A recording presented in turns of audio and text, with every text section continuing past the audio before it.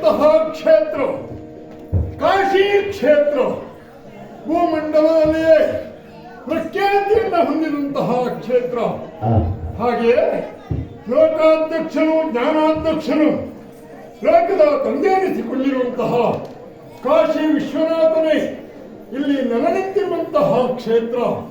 ವಿಶ್ವನಾಥ ವಿಶಾಲಾಕ್ಷರ ದರ್ಶನಕ್ಕಾಗಿ ನಿತ್ಯವೂ ಕೋಟಿ ಕೋಟಿ ಪ್ರಜಾವರ್ಗ ಆಗಮಿಸುವ ಸಂಭ್ರಮ. ಹಾಗೆಯೇ ಇನ್ನು ಅನೇಕ ವಿದ್ವಾಂಸರು ವಿದ್ಯೆಗೆ ಹೆಚ್ಚಿನ ಆದ್ಯತೆಯನ್ನ ಕೊಡುವುದರ ಮೂಲಕ ಜ್ಞಾನವನ್ನ ಪಡೆಯುತ್ತಾರೆ. ಜ್ಞಾನವೇ ವ್ಯಕ್ತಿಯ ಬದುಕಿನಲ್ಲಿ ಪ್ರಧಾನವಾದಂತಹ ಸ್ಥಾನ. ಜ್ಞಾನ ಹೊಂದಿದ್ದರೆ ಮನುಷ್ಯ ಎಲ್ಲಾದರೂ ಬದುಕುತ್ತಾನೆ, ಹೇಗಾದರೂ ಬದುಕುತ್ತಾನೆ. ವ್ಯಕ್ತಿಯ ಬದುಕಿನಲ್ಲಿ ಜ್ಞಾನವೇ ಪ್ರಧಾನ ಎಂಬುದಕ್ಕೆ ನಮ್ಮ ಈ ನಾಡಿನಲ್ಲಿ ವಿದ್ವತ್ತಿಗೆ ಹೆಚ್ಚಿನದಾದಂತಹ ಆದ್ಯತೆಯನ್ನು ಕೊಟ್ಟಿದ್ದೇವೆ. ಹಾಗೆ ನ್ಯಾಯ ನೀತಿ ಧರ್ಮ ಸತ್ಯ ಇದನ್ನ ನೆನಪೀಡನ್ನಾಗಿಸಿದ್ದೇವೆ. ಹಿರಿಯರಿಂದ ದತ್ತವಾದಂತಹ ನಾಡು ಈ ಕಾಶಿ ಕ್ಷೇತ್ರ. ಈ ಕಾಶಿ ಕ್ಷೇತ್ರದ ಅಧೀಶನಾದಂತಹ ನನ್ನ ಪಾಲಿಗೆ 7 ಜನ್ಮದ ಪುಣ್ಯ ವಿಶೇಷ ಅಂತ ಹೇಳುತ್ತೇನೆ. ಅನೇಕ ಲೋಕದ ಅನೇಕ ಮಂದಿ ಪುಣ್ಯಕ್ಷೇತ್ರವಾದಂತಹ ಕಾಶಿ ಕ್ಷೇತ್ರವನ್ನ ದರ್ಶನ ಮಾಡಬೇಕು. ಅಲ್ಲಿಯ ಹರಿಯುತ್ತಿರುವಂತಹ ಗಂಗಾ ಜಲವನ್ನ ಪೋಷಣೆ ಮಾಡಬೇಕು.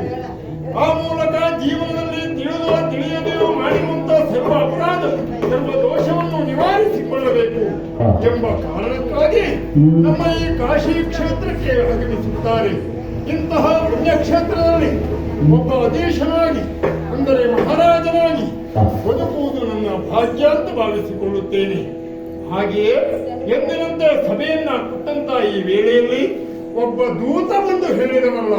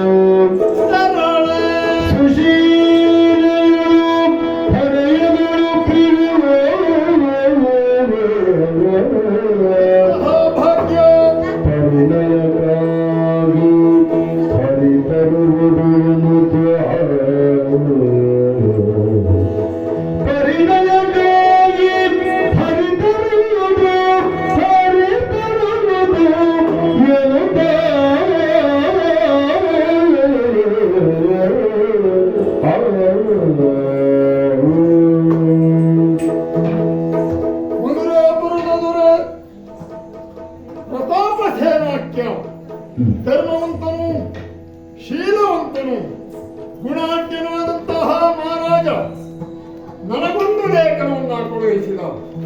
ವಾಚಿಸಿ ನೋಡಿದಾಗ ಪ್ರಾಯ ಸಮರ್ಥಳಾದಂತಹ ಸುಶೀಲೆ ಎಂಬ ನಾಮಕರಾದಂತಹ ನನ್ನ ಕೋರಿಯನ್ನ ಮಹಾರಾಜ ನಿಮಗೆ ನೀಡುತ್ತಿದ್ದೇನೆ. ಭೂವಲಯದಲ್ಲಿ ನಿಮಗಿಂತಲೂ ಹೆಚ್ಚಿನದಂತಹ ಸ್ಥಾನ ಮಾನವನ್ನ ಗಳಿಸಿದವರು ಅನೇಕ ಮಹಾರಾಜರಿದ್ದರು. ಆದರೆ ನನ್ನ ಮಗಳನ್ನ ನಿಮಗೆ ನೀಡುವುದಕ್ಕಾಗಿ ನಾನು ಮಾಡಿದ್ದೇನೆ ಅಂತಂದ್ರೆ ನಿಮ್ಮ ಶೀಲ ಗುಣಾಢ್ಯ ಜೊತೆಯ ಮುಖ್ಯವಾಗಿ ಕಾಶಿ ವಿಶ್ವನಾಥ ವಿಶಾಲಾಕ್ಷಿಯರು ನೆಲೆಸಿರುವಂತಹ ಬೀಡು. ಇಂತಹ ಪುಣ್ಯಕ್ಷೇತ್ರಕ್ಕೆ ಸಂಬಂಧವನ್ನು ಮಾಡಿಕೊಳ್ಳಬೇಕು ಅಂತಾದ್ರೆ ಭಾಗ್ಯ ಬೇಕು ಎಂಬುದಾಗಿ ಬರೆದಿದ್ದಾನೆ. ಅದಕ್ಕೆ ಒಪ್ಪಿಗೆಯನ್ನು ಕೊಟ್ಟು ಕಳುಹಿಸಿದ್ದೇನೆ.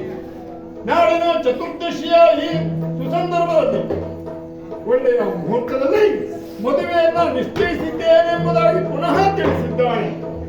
ಅಲ್ಲಿಗೆ ಇದು ನನ್ನ ಪಾಲಿಗೆ ಭಾಗ್ಯ ಎಂದು ಭಾವಿಸಿ ದಿಬ್ಬಳ ಸಮೇತನಾಗಿ ನೇರವಾಗಿ ಮಧುರಾ ನಗರಕ್ಕೆ